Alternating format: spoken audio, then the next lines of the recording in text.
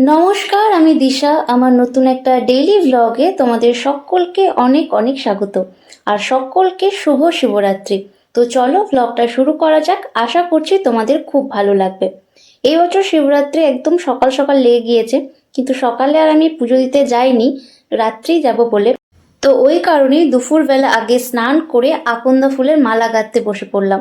আর এই সব ফুলগুলো কিন্তু বাবা আগের দিন বিকালে আমাকে এনে দিয়েছিল, কারণ শিবরাত্রির দিন কোনো আকন্দা গাছে কিন্তু ফুল একদমই পাওয়া যায় না। আমি তো ধূত্র ফুলও পাইনি কোথাও। আর এটা আমার দ্বিতীয় শিবরাত্রি। আগের বছর থেকে পুজোটা করছি। অনেক ক্ষেত্রে শুনেছি যে প্রহরে প্রহরে মহাদেবের মাথায় জল ঢালে, কিন্তু সেটার সম্পর্কে আমি খুব একটা ভালো করে জানি না। তোমরা যদি কেউ জেনে থাকো তাহলে আমাকে অবশ্যই কমেন্টে জানিও। তো যাই হোক, দেখো আমার এদিকে মালা করা প্রায় একদম কমপ্লিট। আর এই ছোট্ট মালাটা করেছি আমি আমার বাড়ির মহাদেবের জন্য। আর এই যে এখানে দুটো করেছি, যেখানে পুজো দিতে যাব ওখানকার বাবার জন্য একটা, আর একটা হচ্ছে নন্দী মহারাজের জন্য। তো তিনটেই একদম তৈরি। এবার আমি বাড়িতে পুজো দিয়ে নিই, তারপর বেরোবো। কারণ তাড়াতাড়ি যদি না বেরোই তাহলে ওইদিকে আবার মন্দিরে অনেক বেশি লাইন পড়ে যাবে। আর এখানে মা আগেই সমস্ত পুজো দিয়ে রেখেছে। তো চলো এবার আমি আগে তাড়াতাড়ি পুজোটা দিয়ে নিই, তারপর অন্য কোনো কিছু করা যাবে।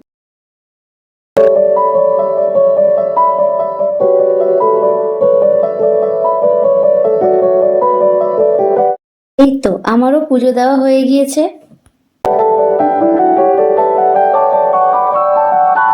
এরই মধ্যে নিচে গিয়ে একবার সুন্দর করে তৈরি হয়েও চলে এলাম। এবার শুধু ফলগুলো কেটেই বেরিয়ে যাব।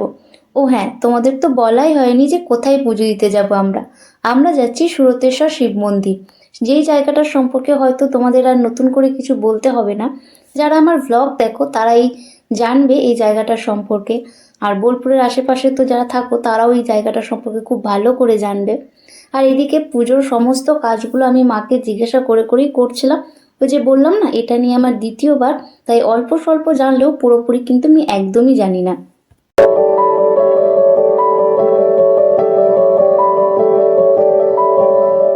এই তো এদিকে ফল কাটা একদম শেষের দিকে। আর আমরা সবাই 4টে সাড়ে 4টের দিক করে বেরোবো বলে ঠিক করলাম। আমরা বলতে আমি, মা, মাসি আর ভাই সবাই মিলে যাব। মাসি আর ভাই সকালেই এসেছে শিবরাত্রি পুজোর জন্য। আর আমরা সবাই মিলে যখন একসাথে যাব তো সেখানে তো মজা হবেই। তো যাই হোক, ওইদিকে নিচে সবাই তৈরি হয়ে নিচ্ছে। আর এরই মধ্যে মা একবার এলো আমি সমস্ত কিছু ঠিকঠাক করছি কিনা সেগুলো সব দেখতে।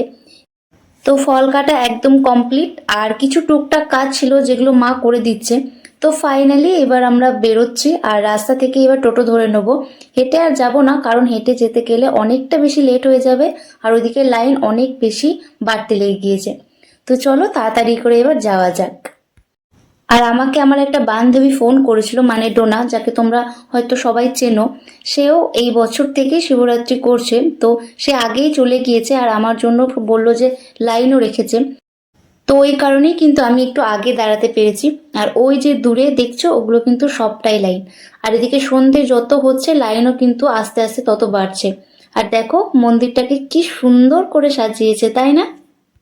এই তো আমরা দেখো একদম মন্দিরের কাছেই চলে এসেছি, কিন্তু ততক্ষণে কিন্তু 6টা বেজে গিয়েছে। ওই কারণে মন্দিরের গেট কিন্তু বন্ধ করে দিল আরতি হবে বলে। আর এখন মন্দিরের আরতির সাথে সাথে কিন্তু গঙ্গা আরতির মতো এখানে শুরু হয়েছে কিছুদিন হলো। তো ওটাও হবে। আমরা তো লাইনে আছি, তো ওই কারণে আর ওইদিকে দেখতে পারবো না কো। বাট প্রত্যেক বুধবার এখানে হয়। তো অন্য কোনো বুধবার এসে তোমাদের সাথে অবশ্যই কিন্তু আমি শেয়ার করব। আর এদিকে আমার পুজো দেওয়া কমপ্লিট। ভেতরে আর কোনো ভিডিও আমি করতে পারিনি, কারণ প্রচণ্ড ভিড় ছিল। তো খুব ভালোভাবে আমি পুজো দিতে পেরেছি। আর আমাদের এখানে শিবরাত্রির সময় কিন্তু মেলাও হয়। তো কিছুক্ষণ মেলা ঘুরবো, তারপর চলে যাব, কারণ আমি এখনো উপোস ভাঙিনি। তো একদম বাড়িতে গিয়ে তারপর প্রসাদ খাবো। আমি যখন পুজো দিচ্ছিলাম তখন মাসি আর মারা এসে একবার ঘুরে গিয়েছে। বাট আমি যাব বললাম, ওই কারণে সবাই মিলে আরও একবার এলাম। কিন্তু একদমই খুব বড় নয়, তাই বেশিক্ষণ সময় কিন্তু একদমই লাগবে না। তো মেলাতে গিয়ে দেখলাম যে বাড়ি সাজানোর জন্য বেশ সুন্দর সুন্দর জিনিস রয়েছে। আর দূর থেকে দেখতে পেলাম এই কানের দোকানটা। তো গিয়ে একটা কানেরও পছন্দ করলাম।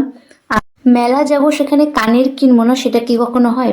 কানের প্রতি আশা করি সব মেয়েদেরই একটা দুর্বলতা কাজ করে। বাট আমরা মেয়েরা কিন্তু কখনোই সবসময় যে কানের পরি তেমনটাও কিন্তু নয়। তো যাই হোক, আমি আর কিছুই কিনিনি। আর এখানে মা কিছু টুকিটাকি জিনিস দেখছিল। তো এই তো আমাদের মেলা ঘোরা কমপ্লিট। আর আজকের এই ভ্লগটা এই পর্যন্তই। তোমাদের কেমন লাগলো অবশ্যই জানিও। মন্দিরের ভেতরে প্রচণ্ড ভিড় থাকার কারণে সেরকমভাবে ভ্লগ করা হয়নি, বাট যতটুকু পেরেছি তোমাদের সাথে শেয়ার করলাম। তো আবারও দেখা হবে একটা সুন্দর ভ্লগে। ততক্ষণের জন্য ভালো থেকো, সুস্থ থেকো। সকলকে জানাই টাটা।